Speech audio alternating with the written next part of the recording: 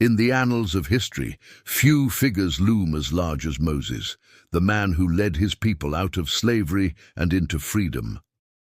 But what if I were to tell you that Moses wasn't always the strong, confident leader we remember today?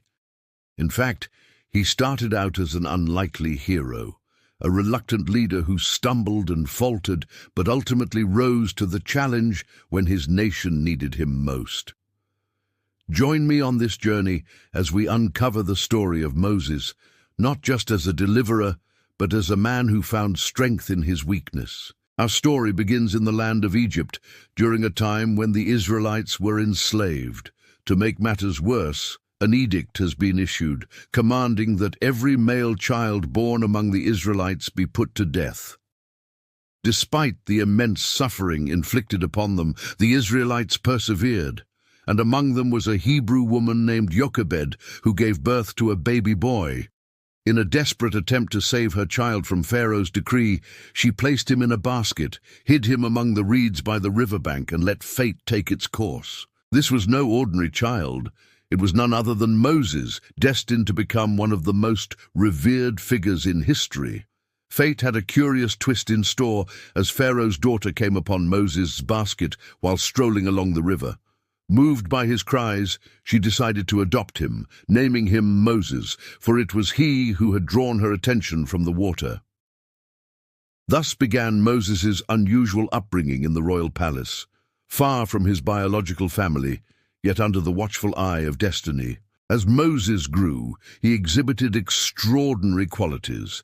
He was strong, intelligent, and most importantly, deeply connected to his heritage. However, his privileged life was about to undergo a dramatic change that would set him on the path to greatness. When Moses was 40 years old, his life took an unexpected turn. As he tended his flock near the mountain of God, Horeb, he witnessed a remarkable sight, a burning bush that was consumed by fire yet remained unburnt. Intrigued, he decided to investigate. As Moses approached the bush, a divine voice called out to him, "Moses, Moses," and he responded, "Here I am." Then the voice commanded him to remove his sandals, for the place where they stood was holy ground. Moses had encountered God, and although he initially expressed his unworthiness, God reassured him, saying, "I have indeed seen the affliction of my people in Egypt, and have regard for their suffering. Now I am going down to rescue them from the Egyptians, and I will also deliver my people from under the domination of the Egyptians. And I will take you as my spokesman. Thus Pharaoh will not listen to you, and I will lay most of my signs and wonders upon you which you shall do. And Pharaoh will say to you, 'Perform the signs and wonders before Pharaoh.'" For Moses, God selected him to lead his people out of slavery in Egypt. But Moses wasn't quite ready for this monumental task. His first encounter with Pharaoh was far from successful. Pharaoh refused to let the Israelites go. So God, as promised, began to lay his signs and wonders upon Moses. The first plague was that the waters of Egypt turned into blood.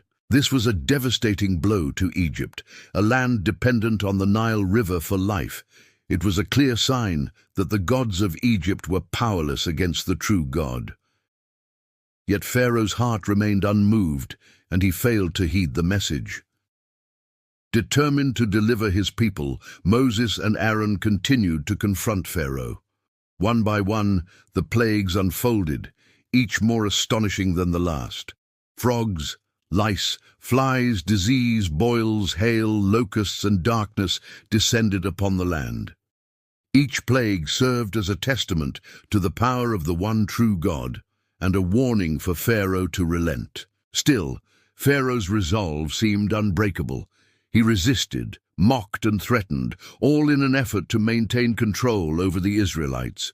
It was then that God revealed to Moses the final and most terrifying plague, the death of the firstborn sons of Egypt.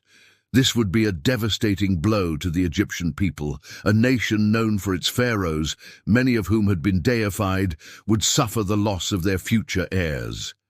Faced with this impending catastrophe, Pharaoh finally relented. Terrified of losing his own son, he allowed the Israelites to leave Egypt. Thus ended the long and arduous struggle. Or did it? Not so fast. Pharaoh changed his mind again, realizing that by letting the Israelites go, he was losing a cheap labor force. He quickly assembled his army and pursued them. The Israelites, however, reached Mount Sinai just before sunset, and God, displaying his miraculous power, transformed the staff of Moses into a serpent, casting terrifying shadows in the fading light. This was a sign for Pharaoh to stop, a clear indication that God himself was with the Israelites. Though Pharaoh never saw this display, the fear it instilled in Moses' followers became evident when they crossed the Red Sea and watched as the pursuing Egyptian army drowned beneath its waves. The Israelites were free, but their journey was far from over. Moses now faced the monumental task of leading his people through the wilderness to the Promised Land. But the journey was fraught with challenges. The Israelites complained bitterly, often longing for the familiar comforts of Egypt. They questioned Moses' leadership and even rebelled against God himself. And then there was the incident at Meribah, where the Israelites, lacking faith in God and Moses' leadership, demanded water, to which God responded by providing water from a nearby rock, but not before rebuking their lack of trust. Despite these setbacks, Moses persevered. He mediated between God and the people, reminding them of God's goodness and their miraculous deliverance from Egypt.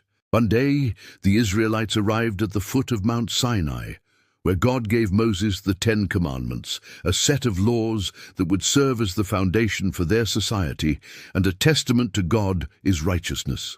From here, Moses ascended to the top of the mountain to receive further instructions and laws.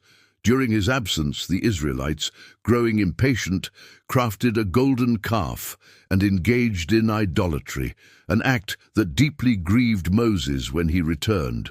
However, he pleaded for forgiveness on their behalf and reminded them of the covenant they had made with God at Mount Sinai. In response, God allowed him to return to Mount Sinai to receive the remaining laws and instructions. Over the next 40 days, Moses received additional statutes, ordinances, and laws, all of which were designed to guide the Israelites in their relationship with God and each other. This period culminated in the completion of the tabernacle, a portable sanctuary where God's presence would dwell among the Israelites as they journeyed through the wilderness. The tabernacle was a masterpiece of craftsmanship, a testament to the skills of the Israelites. It consisted of several parts, including the Holy of Holies, where only the high priest could enter once a year on the Day of Atonement. The tabernacle symbolized the Israelites' ongoing relationship with God and served as a constant reminder of his presence among them. After 40 years in the wilderness, the Israelites were finally ready to enter the Promised Land. However, tragedy struck when God informed Moses that due to the Israelites' lack of faith and their rebellion against him and God, he would not be allowed to enter the Promised Land. Despite his disappointment, Moses accepted God's decision. In his final moments, he blessed his people, reminding them of their journey from slavery in Egypt to their current position on the brink of a new life in Canaan. He urged them to remain faithful to God and to remember all that he had done for them. Before he passed away, God granted Moses a vision of the Promised Land from the peak of Mount Nebo. Although he didn't get to enter, he had a glimpse of the Canaan, a reward for their unwavering faith and obedience. After Moses' death, Joshua, his successor, led the Israelites into the Promised Land. Under Joshua's leadership, the Israelites conquered Canaan and settled into their ancestral homeland. The legacy of Moses lived on in the hearts and minds of the Israelites. He was remembered as the man who had delivered them from slavery and guided them to freedom. In the centuries that followed, Moses became a central figure in the Jewish faith, and his story inspired generations of believers. So Moses, though a reluctant leader, went on to accomplish great things. He led his people out of slavery in Egypt and into the Promised Land. His courage and determination in the face of adversity, his patience and compassion for his people, and his unwavering faith in God make him an enduring symbol of hope and strength. In a world that often celebrates grandiosity and showmanship, Moses reminds us that quiet strength can be the most powerful force of all. Thank you for watching. If you enjoyed this video, please like and share for more inspirational stories. Stay tuned for more videos about faith and leadership. See you in the next one.